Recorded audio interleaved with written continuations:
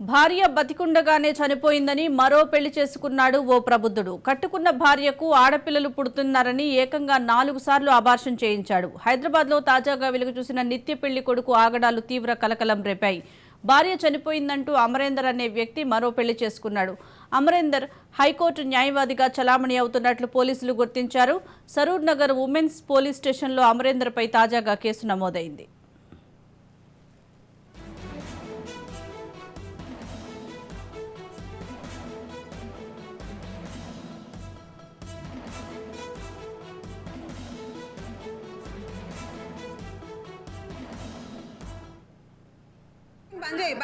బంద్ చేయి పెళ్లి చేసుకోవడం కరెక్టేనా?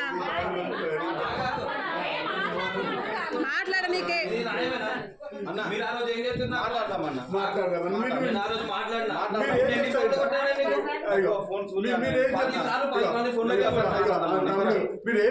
ఏది పెళ్ళి చేసుకున్నావు? కారణం చెప్పి పెళ్ళి చేసుకున్నావు.